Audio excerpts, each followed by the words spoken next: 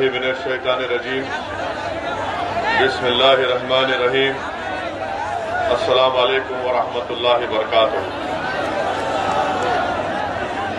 اتر پردیش کے مجلس اتحاد المسلمین کے صدر محترم جناب شوکت علی صاحب،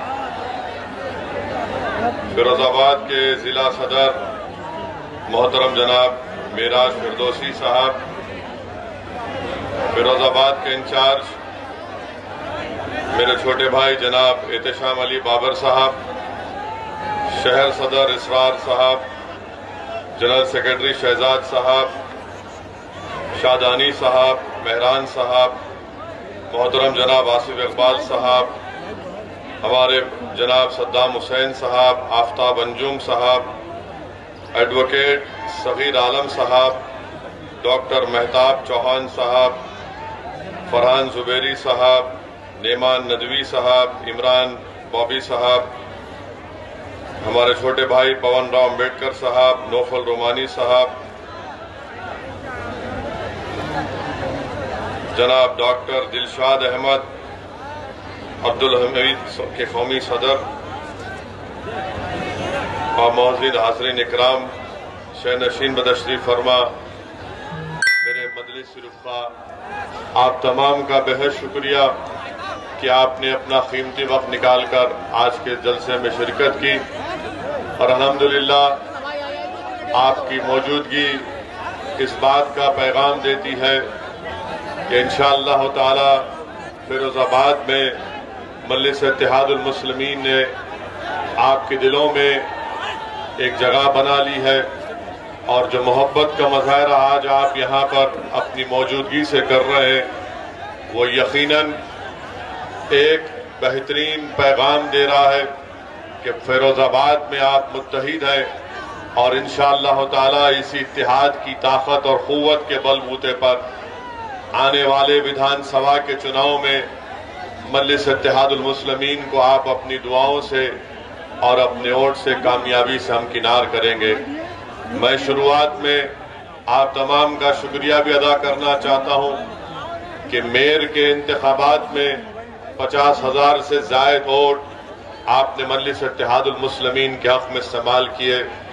میں آپ کا اپنے دل کی گہرائیوں سے، اپنی جماعت کی طرف سے، اپنی جانب سے آپ کا بہت شکریہ ادا کرتا ہوں۔ جو اہم بات میں آپ سے کرنے آیا ہوں وہ یہ ہے کہ فیروز آباد میں انشاءاللہ تعالی مجلس اتحاد المسلمین اپنے امیدوار کو آنے والے اسمبلی اور ویدھان سبھا کے چناؤ میں کھڑا کرے گی۔ میری آپ سے ادباً گزارش ہے کہ آپ مجلس کے امیدوار کے کامیابی کے لیے اپنی دعاؤں سے، اپنی اتحاد کی طاقت سے یہاں سے مجلس کے امیدوار کو کامیاب کریں۔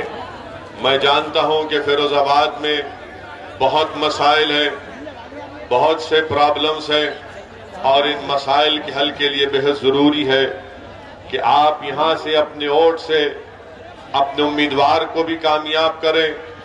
اتر پردیش میں آپ اپنی قیادت کو، اپنی لیڈرشپ کو بنائیں۔ آپ اتر پردیش میں اپنے حصے داری کو حاصل کریں، اور یہی مجلس اتحاد المسلمین کا پیغام ہے کہ اتر پردیش میں جہاں پر ہر سماج کے پاس ان کی ایک لیڈرشپ ہے، ان کا نیتا ہے، ان کی ایک سیاسی پہچان اور طاقت ہے، اگر آج اتر پردیش میں کسی برادری کا یا کسی کے پاس اگر کوئی نیتا نہیں ہے تو اتر پردیش کے 19% مسلمانوں کے پاس ان کی کوئی سیاسی طاقت بھی نہیں ہے۔ یہ لڑائی مجلس کی میرے عزیز دوستوں اور بزرگوں حصے داری کی لڑائی ہے، اور یاد رکھیے حصہ صرف اسی کو ملتا ہے جو اپنے ووٹ سے اپنے کینڈیڈیٹ کو، اپنے پتیاکشی کو، اپنے امیدوار کو کامیاب کرتا ہے۔ حصہ اسی وقت ملے گا جب آپ اپنے ووٹ کی طاقت سے ان تمام دیگر سیاسی جماعتوں کو یہ بتا دیں گے کہ جس طرح دلت طبقے نے، جس طرح یادو طبقے نے، جس طرح باگھیلوں نے، جس طرح دیگر سماج کے برادریوں نے اپنا ووٹ استعمال کر کے اپنی برادری کے لوگ کو، ان کے نیتا کو کامیاب کیا۔ میں فیروز آباد اور اتر پردیش آنے کا مقصد میرا ایک ہی ہے کہ یہاں پر مسلم اقلیت کی ایک سیاسی قیادت بنے، اور اس کے لیے آپ سے میں گزارش کرنے آیا ہوں۔ آپ کے سامنے میں گریبان پھیلا کر آپ سے اپیل کر رہا ہوں کہ اب کی بار آپ کو اپنی جماعت کو مضبوط کرنا ہے، اپنی سیاسی لیڈرشپ کو بنانا ہے۔ بہت 60 سال کا ایک لمبا عرصہ ہو چکا کہ ہم نے اپنے ووٹ کا استعمال تمام پارٹی کے حق میں کیا، مگر انہوں نے آپ کا ووٹ تو حاصل کیا، اپنی برادری کے نیتاؤں کو مضبوط کیا اور مسلم اقلیت کو یتیم اور لاچار بنا کر چھوڑ دیا۔ میرے عزیز دوستوں اور بزرگوں، میرے غیور نوجوانوں، یاد رکھیے ہمارے ملک کی جمہوریت کی تلخ حقیقت یہ ہے کہ جس کے پاس اس کا نیتا ہوگا اسی کی آواز کو سنا جائے گا، جس کے پاس اس کا نیتا نہیں ہوگا اس کی آواز کو سننا تو دور کی بات، اس کو دبایا جاتا ہے، اس کو کچلا جاتا ہے، اس نوجوان کے مستقبل کو تاریک کر دیا جاتا ہے، اور یہی حقیقت آپ کو سمجھنے کی ضرورت ہے۔ یاد رکھیے جذباتی تقاریر سے یا نعرے لگانے سے نیتا نیا لیڈرشپ نہیں بنتی۔ نیتا اور لیڈرشپ بنے گی مسلمانوں کی انشاءاللہ تو آپ کے اتحاد اور آپ کے ووٹ کے ذریعے بنے گی، اور آپ سے اپیل کر رہا ہوں کہ یہ کام آپ کو اس آنے والے ویدھان سبھا میں کرنا ہے۔ لوگ بہت سی باتیں کریں گے، بہت سی سیاسی پارٹی کے نیتا آ کر آپ سے کہیں گے، بلکہ کہہ بھی رہے کہ اسد الدین اویسی کی مجلس پارٹی کو ووٹ دو گے تو یاد رکھو یہاں سے بی جے پی کامیاب ہو جائے گی۔ میں ان سے پوچھنا چاہتا ہوں، بتاؤ لوک سبھا کے چناؤ میں بسپا اور سپا مل کر لڑے تو صرف 15 لوک سبھا کی سیٹ پر بی ایس پی اور سماجوادی کے امیدوار کامیاب ہوئے، ماباقی پر کیوں کامیاب نہیں ہوئے؟ کیا مجلس ذمہ دار ہے اس کی؟ میرے عزیز دوستوں اور بزرگوں، آپ جانیے میری اس بات کو کہ ان کو اسد الدین اویسی سے ذاتی نفرت اس لیے ہے کہ اسد الدین اویسی ان تمام سیاسی پارٹیوں کے آگے میں اپنے ضمیر کا سودا کرنے کے لیے تیار نہیں ہوں، میں آپ کا ووٹ بیچنے کے لیے تیار نہیں ہوں۔ میری لڑائی اگر ہے تو آپ کی لڑائی ہے۔